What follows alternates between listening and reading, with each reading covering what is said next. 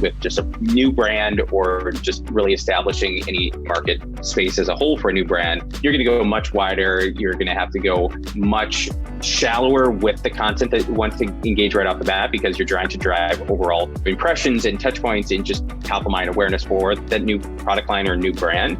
And you're going to have to go a little bit wider spread with your focus on in your tactics that you're employing and really going true top of funnel brand awareness. Do you drink kombucha? Do you even know what kombucha is? Don't worry if the answer is no. You have plenty of company. In fact, various sources have put the awareness of kombucha at less than 50% for certain age demographics. Nevertheless, kombucha is big business. We're talking a multi-billion-dollar market, and HealthAde is right in the thick of the hunt for a slice of the pie. HealthAde was created in a one-bedroom apartment when the founders were looking to create a product to regrow hair with the fermented tea's living culture. The kombucha liquid was just a byproduct. But after getting an offer to sell the kombucha at a local farmer's market, they jumped at the chance. HealthAde now generates more than $100 million in retail sales and is sold in 30,000 stores. But just like any brand in an emerging market, the company is looking for ways to grow even bigger. Enter Calvin Lammers, the VP of e-commerce for HealthAde. Calvin joined HealthAde after cutting his teeth at some of the biggest healthy CPG brands on the market, Kind, By, and Spindrift, where he launched a number of new products and elevated their e-commerce operations to new heights. But when he entered the world of kombucha, he had his work cut out for him. On this episode of Up Next in Commerce, Calvin talks through how he not only had to develop and execute content to help educate a consumer base, but also how he had to build an entire e-commerce department from scratch. He gives advice to other brands who are facing similar struggles, including what to focus on when building an e-commerce team, and what metrics to hone in on in the early days. Plus, he discusses why it's important to have a holistic view of the customer journey. Enjoy this episode. Up Next in Commerce is brought to you by Salesforce Commerce Cloud. Respond quickly to changing customer needs with flexible e-commerce connected to marketing, sales, and service. Deliver intelligent commerce experiences your customers can trust across every channel. Together, we're ready for what's next in commerce. Learn more at salesforce.com/commerce. Hi everyone, it's Stephanie. Before we get into the episode, I would love it if you could hit subscribe and give the show a rating and review. I really want to know what you think and hear how we're doing. All right, on to the interview.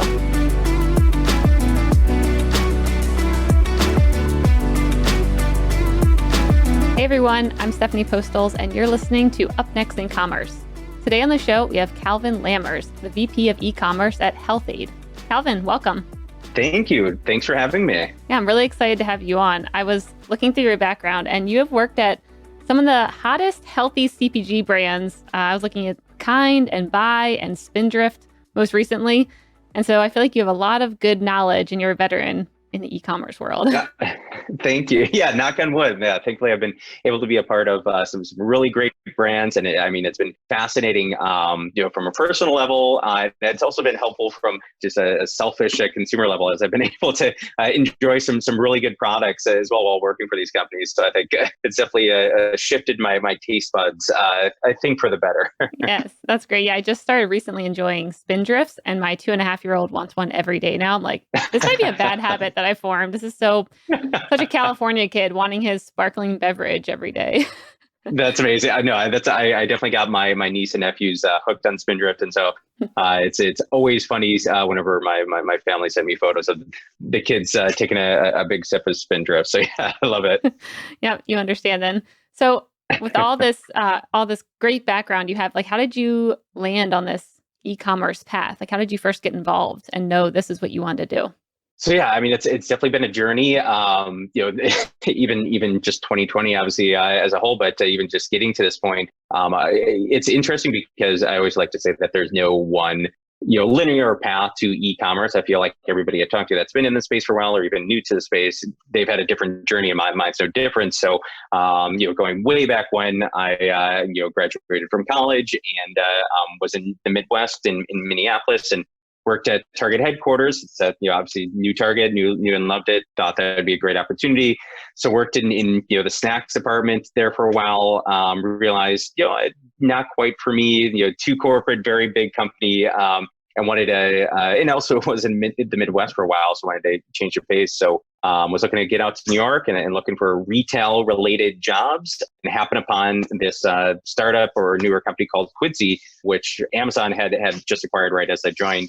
They had multiple e-commerce sites. They had diapers.com, soap.com, and a few others. But obviously I was familiar with Amazon at the time, still pretty early in the journey, but was familiar generally with it, but had never worked at e-commerce at an e-commerce company. And thankfully landed the job at this Amazon subsidiary, and really got my cut my teeth in the e-commerce space, building e-commerce sites, overseeing assortments, overall UX layouts.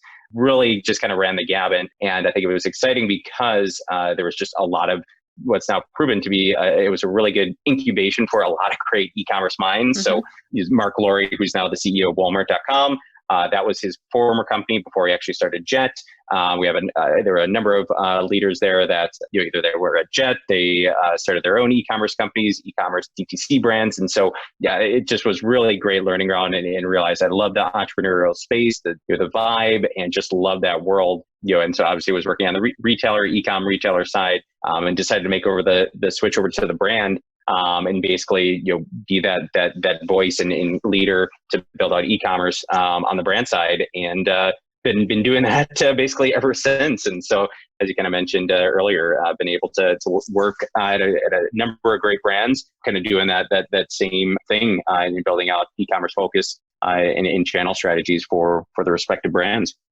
That's very cool. So at Quidsy, you're mentioning that there's a lot of great leaders there that you got to learn from. What is some of the advice that you remember or that still stays top of mind from some of the people that you learned from there? Because like you're mentioning, that was a good name there, Jet.com. That's great. Like, I'm sure there's a lot of good things that you refer back to every now and then.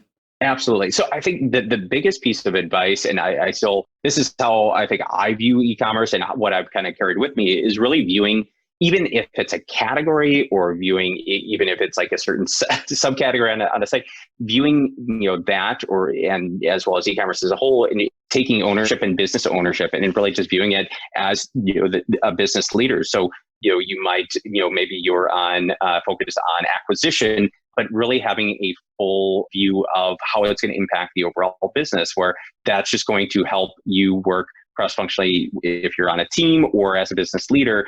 That's going to really carry through to being more strategic with all of your decisions, all your investments, all of your prioritizations. I just really keeping that lens on whatever you're owning at that point in time, I think is crucial. And that's just how I've kind of carried through to at my various stops in my career. And even now, where you oversee an entire e-commerce department, it really is a true business unit within the overall company. Since you have your separate operations, many times e-commerce divisions at companies have their own finance department, their digital marketing components. So really having that lens, I think, has been helpful for myself, and I think in general that's just been a beneficial way to how I viewed my surroundings and kind of business, depending on the company that I've been at.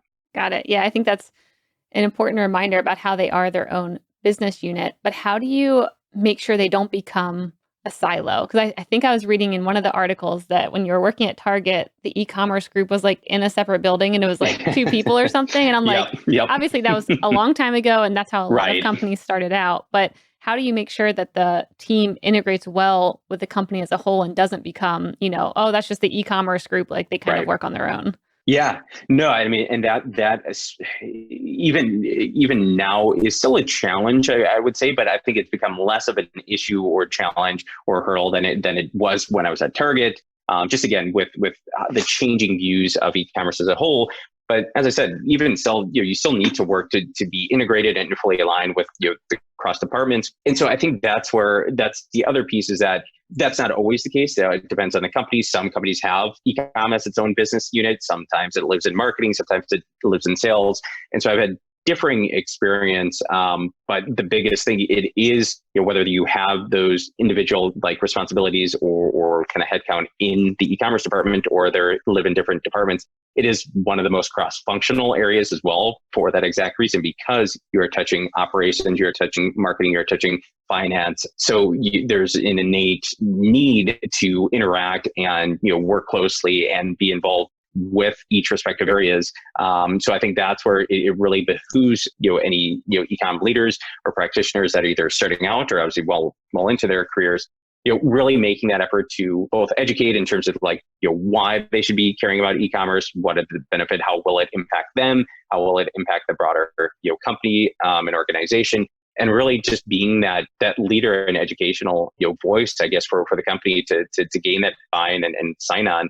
And I would say that's been one of the biggest focuses at any company is really making those pitches and sell-ins, and then obviously at the same time going the extra mile to show why it is beneficial for the respective department leaders to work closely with the e-commerce team and myself personally.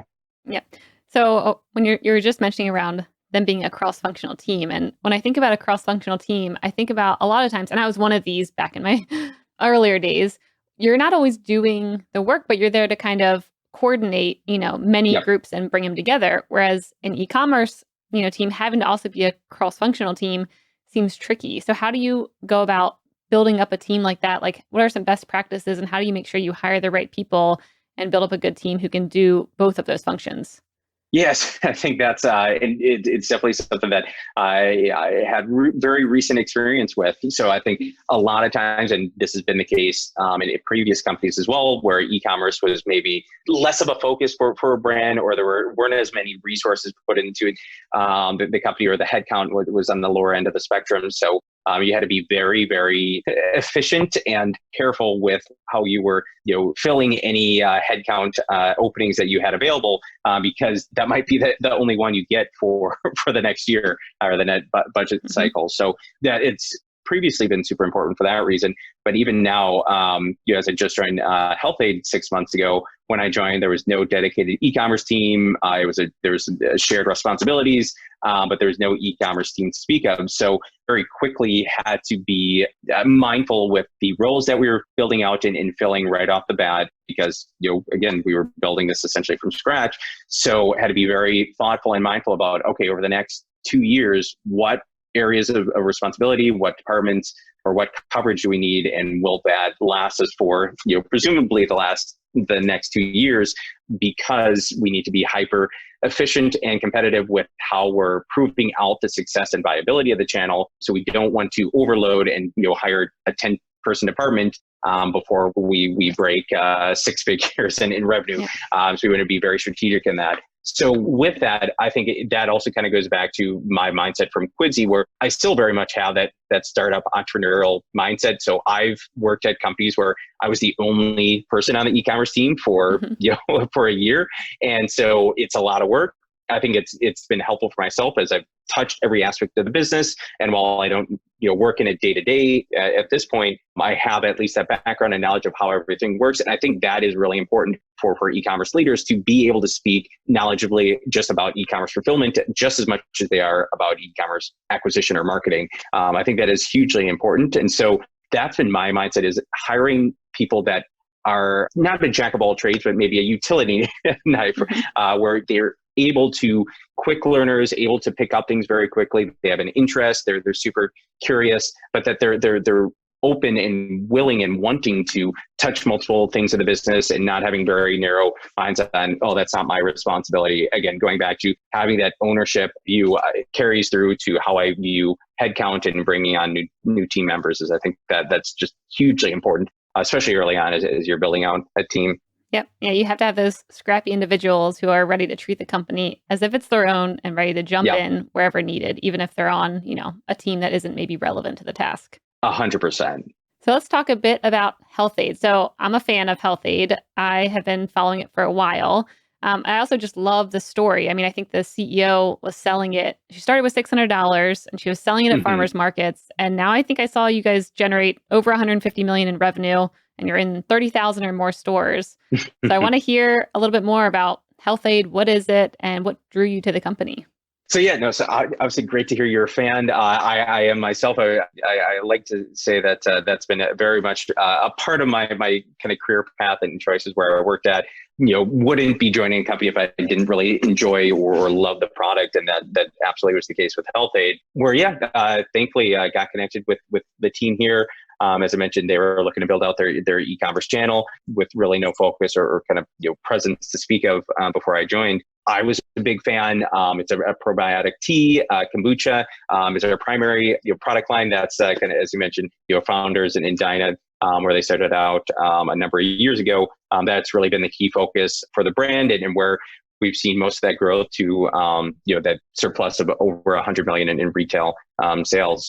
We obviously have looked to expand beyond kombucha, and recently we just launched a new product line called Booch Pop, which was a ambient soda made with kombucha. Mm-hmm. And so looking to expand into some of these other areas, but really kombucha still is kind of the first and foremost or primary product line for us. And it's been great to see, obviously kombucha as a whole has been a huge growth driver and really fast growing category. And HealthAde has really been, the primary contributor to that growth over the last few years. So loved the brand, loved, what it stood for, the unique challenge. And I think the thing that caused me hesitation was just obviously with the kombucha product, it is cold chain, requires refrigeration. It's also in glass bottles. So obviously anybody that knows anything about e-commerce fulfillment, not really the easiest things to turn into a viable e-commerce business, right off the bat. So very difficult, very, very challenging, very costly just from an operations standpoint. So that was definitely the biggest hurdle or thing that kind of gave me pause. But always like a challenge. I like to say that every single brand that I worked at, I wanted to make more difficult. So I've gone from snack bars to refrigerated beverages. So gone from one end of the spectrum to the other, food and beverage space. And that's been a big focus for us in making that a very viable channel. And obviously just making sure that our operations and fulfillment is a strength for us, out of necessity. Yep, yeah, really. I'm definitely going to be diving into the logistics piece in a bit. So be prepared. It seems like you choose brands too that, maybe everyone would say every brand needs convincing, like to convince a buyer to buy it, but you choose brands that aren't very well known. I'm thinking about Kind when they came out. I remember when I worked at Google, they started having the bars there, but people still really weren't sure what they were. Same thing with Bai, the coconut water, and Spindrift more recently. There were so many sparkling beverages and really convincing someone of like why you don't want that artificial flavor and why you want the real stuff. It seems like you have a pattern here where you're picking like harder and harder things. And now kombucha, I think I was just reading that maybe between 20 and 40-year-olds, more than 50% still don't know what kombucha is. Yep. I saw that stat somewhere and I'm like, that's crazy to me. Maybe it's because I'm in California and it seems like everyone here knows what it is, but it seems like it's a hard market. How are you going about educating people? Is that why you chose to do the soda route where it's still kind of kombucha, but maybe might connect with a whole different audience and bring them into the network of kombucha? Yeah, no, and I think that was a definite thought and factor in kind of the development of the Booch Pop product line, and having multiple ways in for consumers. Since there are it's to this point there's been a kombucha consumer that's something that we've done studies on it and had research on it in terms of the overall awareness and knowledge of kombucha. It is limited. It's still not as mainstream or widely known as you would think at this point. So that also is impactful to how we're approaching overall messaging and advertising and overall content on digital for us that follows through from everything on our Amazon product pages to our own website, to our email flows, to our SMS marketing, to influencers. So it's hugely impactful. And I think that's been a major, major focus for us in the brand, in that, we realize that there still is a huge section of the population that not only doesn't know HealthAde, but doesn't know even what kombucha is. And so I think that at the end of the day presents an opportunity, and I think is what we see as the open lane for us, or opportunity for HealthAde, is really being a leader in terms of content and education for kombucha and gut health overall. And so really making that case and driving home that education piece around what is kombucha, what are prebiotics, what are probiotics, why are they important, what benefits do they actually help, how does that actually lead to overall health and wellness? Because what we've seen is that benefit is actually, strangely enough, Unlike most beverage categories or food and beverage categories, taste is actually a second driver. It's actually the health and benefits that is the primary driver that we're focused on. So we're really making clear why somebody should be incorporating kombucha in their daily diets, what are the benefits, and just really driving that home. That's, I think, where we see the opportunity. And so that all relates to content and messaging. And again, you have you have a better ability or avenue to do that on digital as opposed to just your traditional retail and on shelf, and you're limited to just the label or the packaging. I think that actually is where it helps brands like HealthAde or even startup and emerging brands, where you can create more engaging and enticing and interactive content in messaging that really can hit home the messaging and objectives that you're trying to drive, especially as you're building awareness and overall education for the brand or category that you're in. Yeah, I think the gut health thing is still new to a lot of people. I mean, my friend the other day just got a test done to show the bacteria in their gut. And it was like really bad, the test results, where she's having to do a whole entire diet, like reset and take a bunch of things out and then reintroduce them and take all these probiotics and stuff. Exactly. It's certainly been an education process for myself because, certainly I had obviously somewhat general awareness of gut health and probiotics, but even the amount that I've learned being at HealthAde for the last few months, it's a very, very important part to the overall body. And there's just so many aspects to it that, it does require a decent amount of education, so that it's a journey that we also got to bring consumers along. It is as much as I'm going through the same journey myself. Yep. So are there different channels that you utilize when you're maybe going the education route and you want to get in front of the new people and educate them on why this is a good product to try out, especially now when they can't maybe test it? I mean, I remember in the early days of HealthAde, there was a lot of, samples at Whole Foods or wherever I would go. That's how it came on my radar. But like, what are you doing now to introduce it to people, especially if they can't really try it? Right.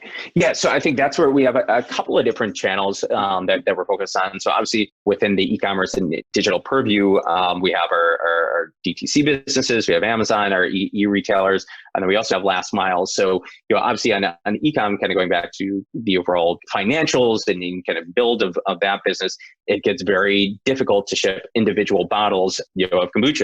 It just overall doesn't work. The economics don't work out. So traditionally we've sold 12 packs, which again are quite a bit of product for a consumer who's new to kombucha or new to HealthAde and hasn't tried before. So what we've done recently is that we built out some sampler packs, so trying to included a couple of different flavors for our different product lines, our base kombucha, as well as our new HealthAde Plus line, which is our kombucha with additional benefits. That's been our primary focus, recently in driving new customer acquisition in these sample packs or variety packs. And we've seen some really good responses mixed with that education, which again, via our different channels. So, via paid social, we've tested out a few different things for longer form content and driving to landing pages. And that's worked extremely well, where you have some of that initial kind of tidbits or insights that you include in the copy and the messaging with the paid social campaigns, and then driving to the landing page which really kind of fleshes out more of that storytelling piece. And these are all consideration and top of funnel campaigns and tactics, and we've seen really, really strong responses to that. Mm-hmm. And so that's been super efficient for us and seeing really good responses. And then at the same time, we have our delivery partners and last mile partners like an Instacart. And so with Instacart and so these other channels, you can obviously purchase just one bottle. So, been really leveraging the ad platforms and some of these emerging platforms as a way to drive trial, where the cost to entry or the barrier to entry is a little bit lower just because they're just buying one bottle. And so we've been actively engaging in working with the Instacart ad platform to promote our products on Instacart as well, and really seeing some huge gains there, and see that as a really good opportunity to drive trial on individual bottles, when sampling isn't an option, obviously currently. All right, so let's talk a bit about launching products. So you have launched a bunch of new products, but also like for the first product maybe in the line versus launching a newer style of product like you just did with the soda. So tell me about the differences when a brand is just starting out and trying to get the word out there and putting out their first product or two versus launching something very different like soda, to a market who's maybe expecting just kombucha. Yeah. So I think It really goes back to, I think, overall with the rollout and marketing approach. So obviously with just a new brand or just really establishing any market space as a whole for a new brand, you're going to go much wider. You're going to have to go much shallower with the content that you want to engage right off the bat, because you're trying to drive overall impressions and touch points and just top of mind awareness for that new product line or new brand. You're going to have to go a little bit wider spread with your focus on in your tactics that you're employing. And really going true top of funnel brand awareness as opposed to a new product line. Depending on with Bootstrap, obviously this is going to be similar. Or if you're drafting off like a different category, like at Kind is probably the best example, where Kind had its original nut bar line and then came out with the clusters, then the granola bars, and came out with a number of different product lines. And so with that, it's a little bit different, because once you establish that brand recall and awareness, you're either able to leverage that and target within that specific category, or I think this is the approach that we've done with Bootstrap, is that even people who might be aware of Health-Ade, or again, maybe they weren't interested in kombucha or they hadn't tried before, we've gotten these responses where it's like, is it too healthy? Like, we want to target some more mass consumers. We can draft off of that brand persona and establishment and cachet, and either go super targeted within that and say, okay, these are the specific audiences that we want to target, and draft and you can leverage that brand cachet. Or if there's just general awareness, the brand can draft and go into an entirely new segment or audience, and utilize that established brand elements as much as you can. Obviously, finding that right balance and depth that you go is the end of the day. That's the biggest question. But the difference that I've seen in my experience and how that's been incorporated to the rollout for new product lines. And yeah, very much a similar story to how that played out at Kind as well. Yeah, very cool. So let's talk logistics a bit. It was, so you're talking about the cold chain process and you've got glass bottles. What did it look like when you joined and, they want you to build out the e-commerce channel? Like, what did that look like behind the scenes? And what were some of the lessons as you've been going about that? Yeah, so I think right off the bat, when I joined, I guess the biggest thing is that we were utilizing, and again, because Health-Ade, like a number of brands, saw huge demand and interest in e-com and in direct to consumer earlier this year due to the COVID surge. It was a kind of minimal business, but right off the bat, needed to get things rolling forward to kind of meet the increasing consumer demand. So for the fulfillment itself, really hadn't been a focus for building out what that actual packaging and refrigeration and installation looked like. So we're just using styrofoam coolers to keep the kombucha cold, adding some ice packs and shipping to consumers. So not the most sustainable or eco-friendly option, especially as we're increasing volume. So right off the bat, that was a big focus for us, is really finding and implementing a sustainable and eco-friendly liner and installation option, which thankfully we were able to get in place pretty quickly when I joined a few months ago. And so that was one of the biggest pushes for us, is obviously fitting with our brand and our persona. Wanted to make sure that we were also being very sustainable and mindful with how we were actually getting product to consumers. So that was the biggest thing right off the bat. Currently, we have 3 different fulfillment warehouses, and so that helps us get to most consumers in 2 days, or 95% of the country in 2 days. But it still poses challenges because there's still the refrigeration requirements. So that limits the number of days, because we don't want a product obviously waiting in trucks over the weekend or anything like that. So it limits the number of days that we can actually ship. And as consumers, as we know, these days get more and more. Their expectations for delivery times increases. There's an opportunity to decrease the SLAs and delivery times with our products. And so that's, kind of the current focus is how can we reduce, from 2 days to even 1 day or next day delivery, especially in key markets. So that's really, kind of the journey over the last 6 months that we've been in at. And obviously it's been a lot just in 6 months, and got a lot more to go here, going into next year. Yeah. And how has the forecasting process been? Because the world's just been so crazy, and, especially leaning into e-commerce right when things are crazy. How do you go about forecasting things so that you have what you need. You don't go out of stock. You've got your variety packs. I mean, it sounds like you brought a lot of new things to the brand, but that's a lot of new challenges that'll come with it. You hit it spot on. So yeah, especially we have no historicals, no baseline to go off of. So that's, our team has been hyper focused in, really nailing down and narrowing in that forecast, especially if we added new SKUs to the mix. Thankfully, our warehouse and 3PL partners have been super helpful in partnering with us in, maybe overstocking based on previous demand to ensure that we have sufficient inventory, especially if we have an upcoming promotional push, or we're kind of leaning more on any of our acquisition campaigns. Thankfully, if we were just going off historicals, obviously, if we were selling a couple hundred cases a month a year ago, to then change and go to a few thousand cases even alone, that's a huge increase. So that just at first glance, it'd be a very tough selling with a lot of partners or 3PLs that would take the traditional growth and forecasting route. So with that, they've been really helpful in loading and in carrying more inventory than needed, to anticipate any increases. But then on top of that, it's really just staying close to the vest and monitoring it, like very, very, or being very diligent with how we're tracking it. So we built out reporting to track by location, by SKU, on a daily basis, your inventory levels. If we see any risk, working quickly to turn around shipments to get out the door and get us back in stock. And so it takes a village, to say the least. And thankfully, it's just, again, having the right partners and really having the team be hyper vigilant and stay close to it has really made a huge difference. Yeah, no, got it.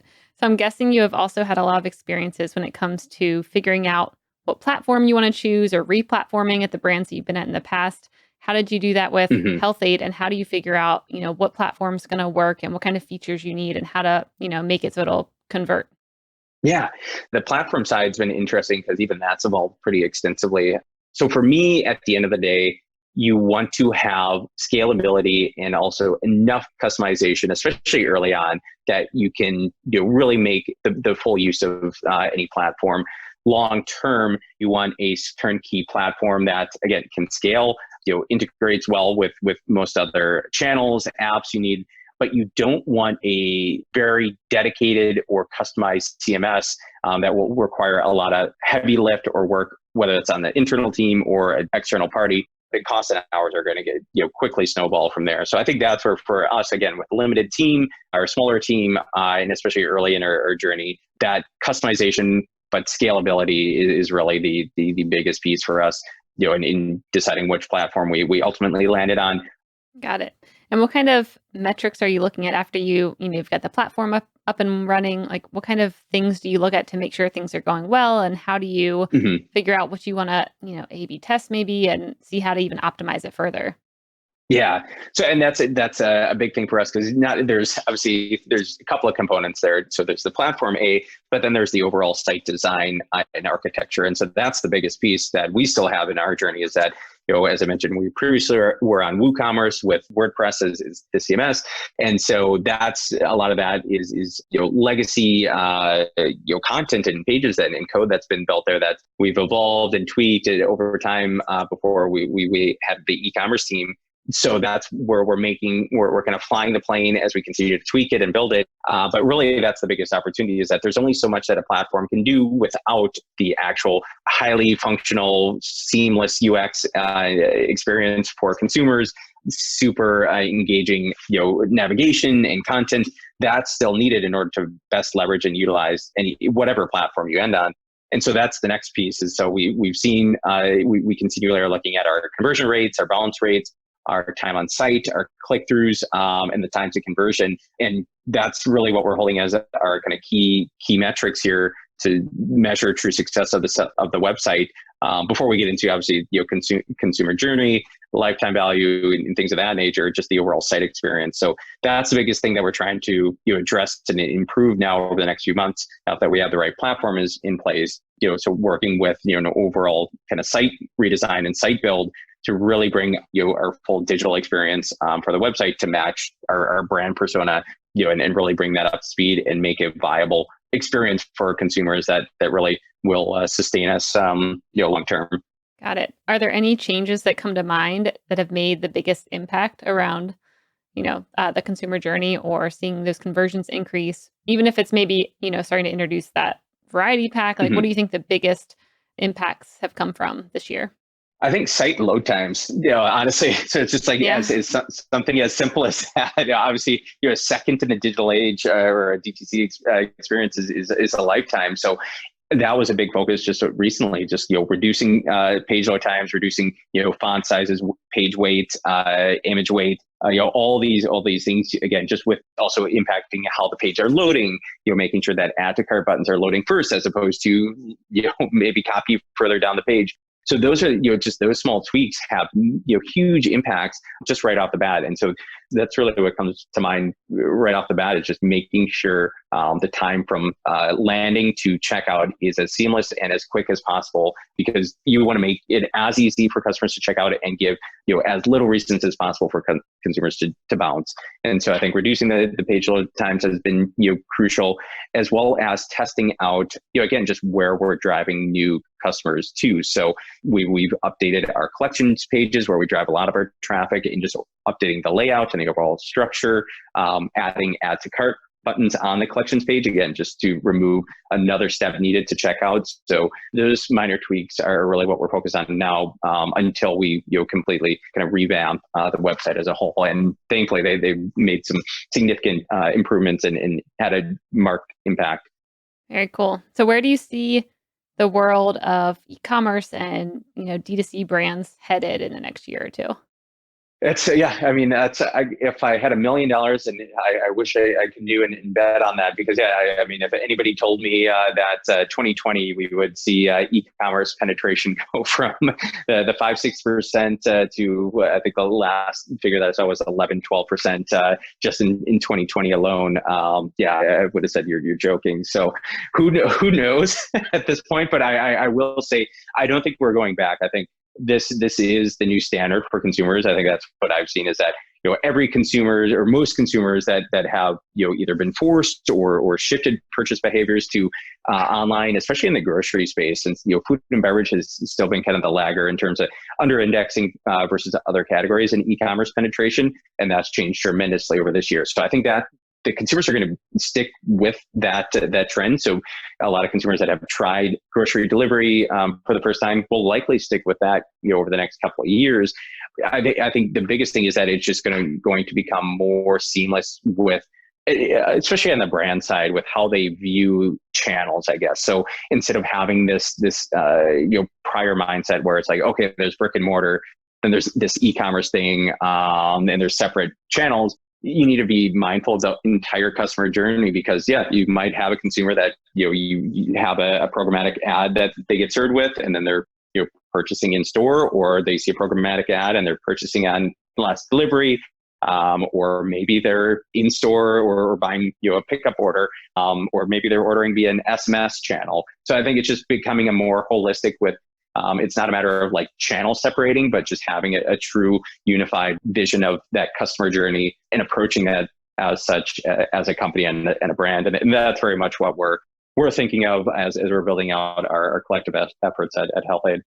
All right. So how are you guys prioritizing retail versus, e-commerce? Like, where are you investing right now? Are you kind of pulling back a bit from retail and leaning more into D2C, or how are you thinking about that?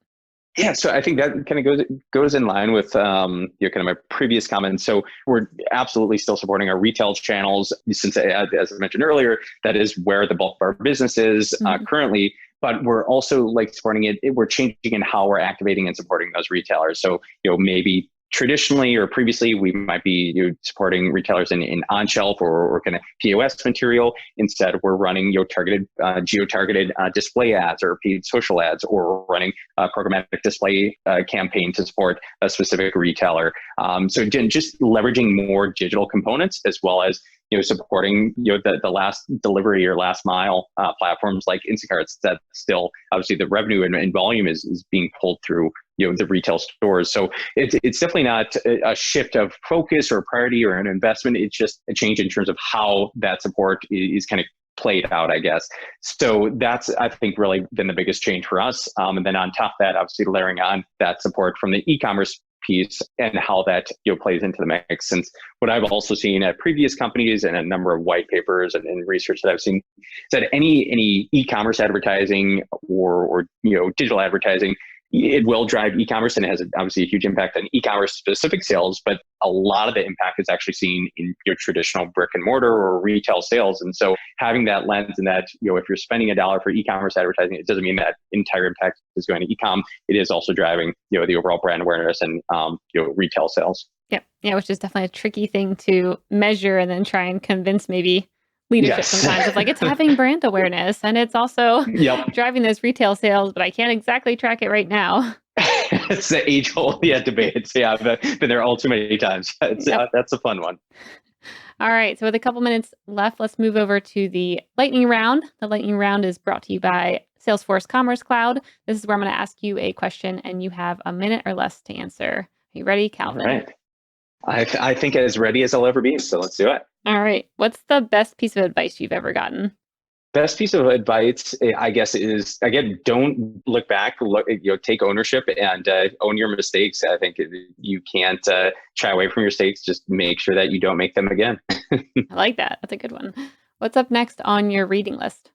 Next on my reading list, I would say right now, I actually got a book that I've been meaning to get to for a while. It's called The Sympathizer. So it's a kind of a historical fiction novel set after the Vietnam War in the U.S. So it's one of those that I've had on my list for a while, and it's about time I finally get to it. Sounds good. I'll have to check that out. What do you not understand today that you wish you did? I would say biggest thing that I understand today that I wish I did was just the impact that e-commerce operations and fulfillment has on a total business. Like I said this, I think in the past, speaking to other people, but if I knew then what I knew now, I would have gone back and got like an MBA in logistics and supply chain, just with how much of an impact that has on e-commerce. And again, going into it, had no idea how crucial that is to a viable e-com business. Got it. That's good. You kind of pivoted the question, which now I think I want to ask going forward, because you took it in the route of what do you understand now that you didn't understand that you wish you did? So I like that. That's a new question I'm going to have to add in. So if you were to have a podcast, what would it be about? And who would your first guest be? Ooh, I would say it would probably be about pop culture and I guess pop culture and entertainment in the 90s. And my first guest would definitely be Conan O'Brien. I think just because I in general, I love talking about, pop culture and entertainment in the 90s. And Conan O'Brien was it still is obviously one of my favorite late night hosts. And his podcast has been, one of my favorites. It's been a good one to have a hefty playlist for his podcast episodes to get through the past few months. That's a good one. All right. And then the last one, what one thing will have the biggest impact on e-commerce in the next year?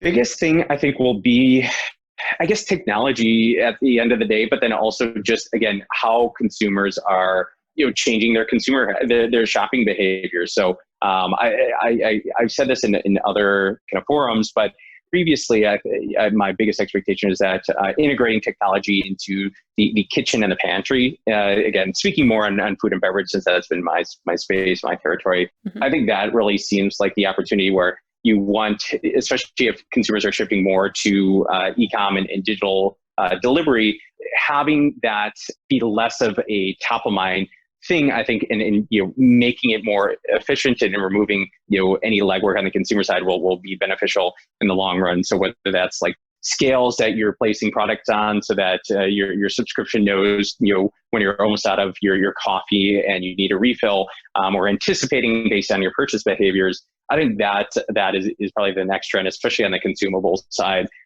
That's again just going to remove pain points in consumers' journals, especially when you're getting it delivered to home. That's really the biggest one at the end of the day.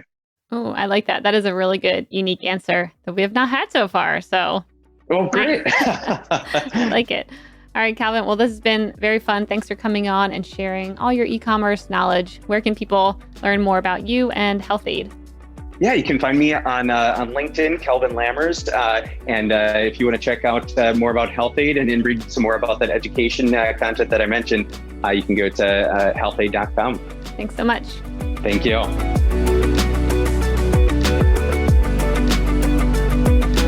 Hey, Hey listeners, thanks for tuning into this episode. I hope you enjoyed it as much as I did. If you haven't already, please subscribe, rate, and review this podcast. It helps spread the word, and I would greatly appreciate it. See you next time. Up Next in Commerce is brought to you by Salesforce Commerce Cloud and created by the team at mission.org. Subscribe now at Apple Podcasts or wherever you listen to podcasts.